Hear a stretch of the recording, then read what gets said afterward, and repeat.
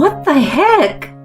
You're living off my money, and yet you're making me eat such disgusting food. To my horror, my husband suddenly threw hot soup at me. I had enough. Fine, I'm leaving. The next day, he called me non-stop, to which I paid no attention. As a result, he ended up in a pit of hell. My name is Kathy. I'm a 28-year-old homemaker. When I got married to Eric just last year, I quit my job. Now I work hard taking care of the household and supporting him as much as possible. I keep our home squeaky clean and try to be creative with my cooking every day. Eric works diligently and earns a decent income for us. While we don't have an affluent lifestyle, we live comfortably and often go out together on his days off. We first met at work. Although we were in different departments, we hit it up during an office party and grew closer over time. He was a salesperson, always busy and constantly on the move. He seemed cheerful and reliable, and I've secretly admired him. So when he first spoke to me, I was ecstatic. After that, he continued to initiate conversations with me at work, and we exchanged our phone numbers. He started inviting me out, and soon he told me that he had feelings for me, and we became an item. I never expected such a turn of events, and it made me realize that life was full of surprises. Our relationship progressed smoothly. We kept it a secret in the office, which added more fire to our romance. He was so loving and sweet during our courtship, and I always cherished the fun times we had together. About a year into our relationship, he popped the question. I want to spend the rest of my life with you. Will you marry me? I was over the moon at his proposal. Of course, I said yes, and we decided to tie the knot. I wanted to get married in my 20s, so it was my wish come true. We wasted no time introducing each other to our families, and then had a beautiful wedding ceremony. We weren't into anything lavish, so we had a modest and budget-friendly one. It suited us perfectly, and became a memorable and blissful wedding. Whenever I look at the wedding photo that's displayed in our living room, it reminds me of that day, making me smile. I remember how thrilled I was about the start of our new life together. Our honeymoon period was as euphoric as it could be. Even now, after a year of being married, we are so in love, and I have no doubt that we'll continue to have happy days ahead. Though, Eric's been acting strange lately. It's hard to explain, but he doesn't seem interested in having a conversation with me. Even when I try to initiate it, his responses are short and simple. Oh, you're home. I found a good deal on chicken, so I made fried chicken today. Great. How was work? Okay. He doesn't engage in conversation, and I've started to find it difficult to bring up topic. Our dinner table becomes uncomfortably silent. When it's completely quiet, you can even hear the sounds of cars passing by outside. I then turn on the TV while trying to engage him in conversation, but he doesn't seem interested and quickly retreats to his room after eating. As I wash the dishes alone in the kitchen, I wonder what has gotten into him all of a sudden. I'm totally bewildered. Even when I press him to talk, he only gives me vague responses and makes a displeased face. When I get reactions like this, it only makes it even harder to initiate conversations, and I find myself constantly trying to read his mood. Then he starts complaining about my housework. Jeez, what was this dinner? It's too simple. I'm exhausted from working my butt off every day. Give me more meat. Oh, I'm sorry. I thought it might be a good idea to have some fish for a balanced diet, son. He slams the table so hard and cuts me off. I flinch at the sudden outburst of his anger. He glares at me and starts yelling. Don't argue with me. You're living on my earnings. Listen to what I say without question. He shouts with a bright red face. I'm stunned seeing him like this for the first time. What's wrong with you? Why are you getting so angry? God damn it! Weren't you listening to me? Don't talk without my permission. Seriously? Shouldn't a husband and wife be equals? You're being arrogant. Saying stuff like that while I'm the one providing for you. You need to be disciplined. Disciplined? What do you mean? I'm going to control the food budget. It's going to be $100 this month. Huh? That's too little. I can't even cover one person with that. Don't you dare talk back every time. You will have to make it work. But if it's that low, even you won't be able to eat properly. I will buy what's lacking myself, while you prepare dinner for the both of us. Make sure it's something I find satisfying. If it doesn't meet my standards, I will further reduce the budget. But he wears a triumphant look on his face. He seems to enjoy the idea of having control over me. What's making him act this way? I begin to feel anxious about whether I can continue this marriage. Then, I wonder what will happen when I'm alone. If I end up divorcing him, will I be able to survive on my own? Going back to my previous job isn't an option because it means working at the same company as him. I'm not confident that I could find a new job easily. While I could manage to get by with part-time work, it would be quite challenging. Besides, I can't give up on us before trying to fix whatever the issue is.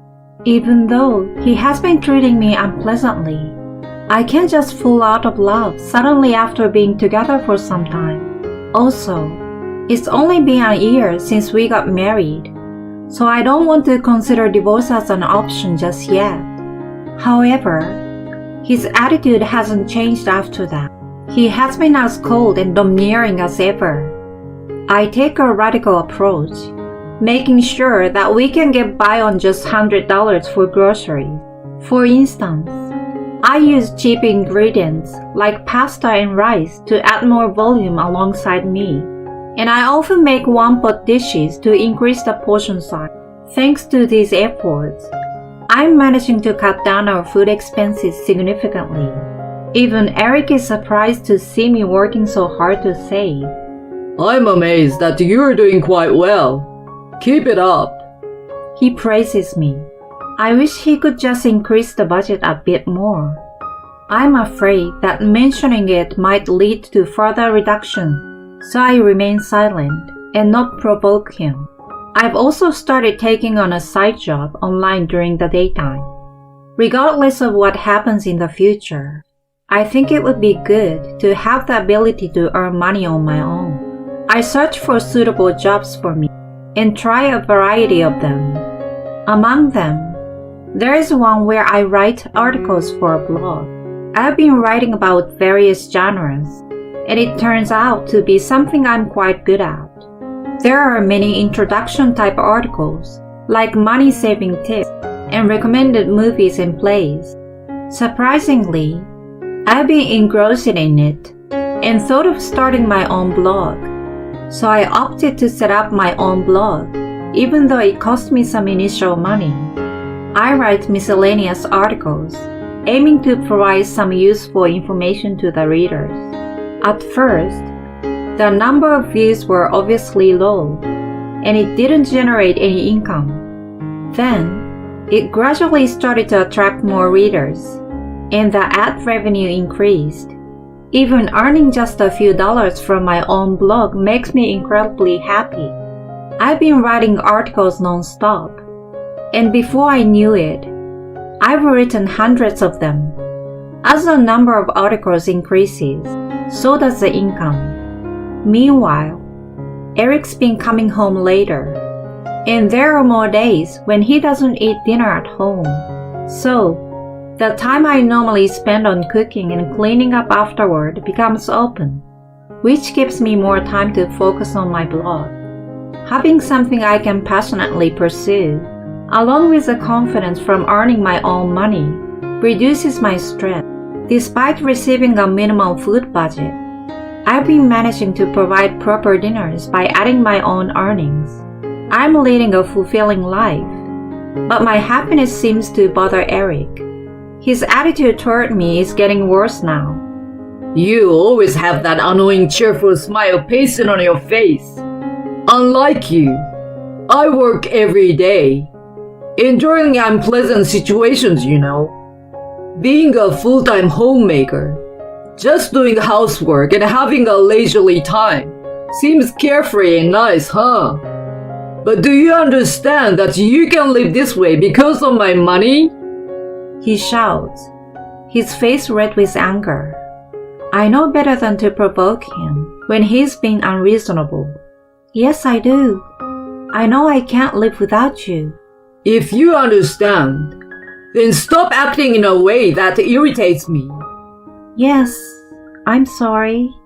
When I become more submissive, he gradually improves his mood, and further arguments become less frequent. Sometime after that, I make a discovery when I'm about to do the laundry. It's a receipt from a designer's brand store, found in Eric's pants pocket. What's more, it's for a woman's handbag. I can't fathom what's going on. I certainly haven't received such an expensive bag. That's when it hit me. My birthday is coming up soon. Could it be that he has secretly bought it for me? The thought excites me. Despite his recent cold shoulders, he still cares for me. From then on, I've been using my earned income to add a little extra to our food budget, allowing for more luxurious meals. He seems content, and he happily comments, We've been having some delicious dinners lately. About a week passes, and my birthday arrives. However, when I say good morning, he simply responds with a casual greeting and says nothing more. I wonder if he has a surprise planned for the evening, so I keep quiet. For dinner, I think I'm making steak and buying some slightly expensive cuts of meat. When he returns home, I prepare the meat and serve it with a nice bottle of bread. Whoa, steak tonight, huh? Even a red wine. This is great. I thought we'd treat ourselves a bit tonight. Good call. Keep it coming. He says that with enthusiasm as he eagerly digs into the steak. But wait, nothing else? I watch in disbelief as he continues eating without saying anything. Then, he seems to notice my gaze and wears a confused expression. What's wrong? Aren't you eating? Oh, well, do you remember what day it is today? He ponders for a moment and then gives up. No, I don't. Was there something special? It's my birthday. Oh, oops, sorry, I forgot. He looks slightly awkward, realizing he has forgotten his wife's birthday. I've been really busy at work, you know. I even forget my own birthday. I don't remember until someone reminds me. So, it's your birthday, huh? Happy birthday! Let's make a toast. He clinks his wine glass against mine. Then he goes back to enjoying his steak. At this moment, I became certain that branded handbag he bought isn't for me. It's for someone else. I made up my mind to hire a private investigator to look into his affair. Within about 2 weeks, they gathered plenty of evidence confirming his infidelity. Indeed, he's having an affair, and there are multiple pictures of him going to hotels with his mistress.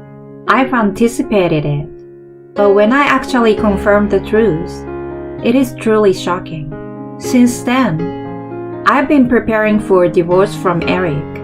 I consult with a lawyer, pack my things, and get ready to return to my parents' house.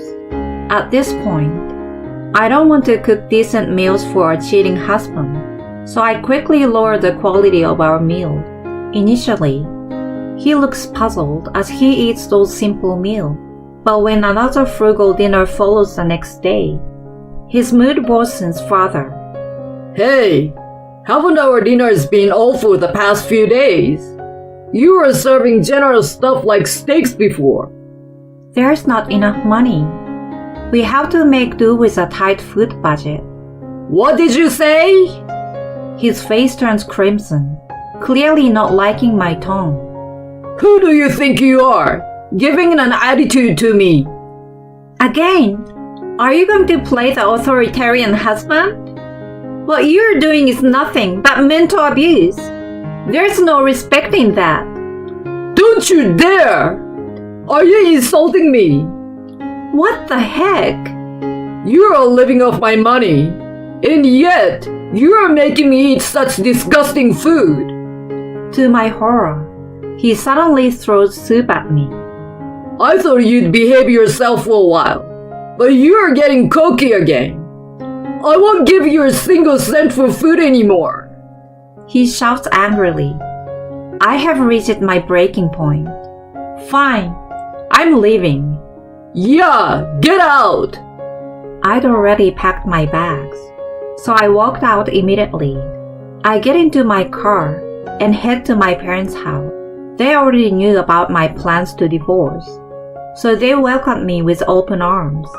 The next day, Eric bombards me with calls, but I ignore them all. He probably didn't believe that I'd actually leave. Perhaps he thinks I will spend some time away and eventually return on my own. Not in a million years. As a result, he will end up in a pit of hell. I quickly find a good divorce lawyer. I've shown proof of his affair and explained in detail about the mental abuse I had received, not to mention the incident with the soup, which, while not boiling hot, was hot enough to warrant as assault charge. Eric and I have been communicating through our respective lawyers. He is surprised by the extent of my demands and the evidence I provided for the affair. Initially resistant, he came to realize that he couldn't overturn the situation, and he had to accept the divorce and compensation. I spoke to my ex-colleagues who still work with him, which had the intended consequence of exposing his true nature in his office. While he has portrayed himself as a wholesome character, the revelation of his temper and violence has resulted in others keeping their distance, and his reputation has suffered a considerable blow. Under these circumstances, it inevitably becomes difficult for him to climb the career ladder, and it's safe to say that his path to success has been closed off. Frankly, I think it serves him right, and it's a consequence of his own action. By the way, my income from the blog has started to exceed $1,000 per month, and I can now cover the bare necessities of life with my blog earnings alone. In addition to that, I work a part-time job 3 days a week, and with both sources of income, I'm earning around $1,800 steadily. Since I live with my parents, I can save most of it, increasing my assets. I'm not planning on getting into dating or marriage anytime soon. Instead, I want to cherish the time with my parents while dedicating myself to my work.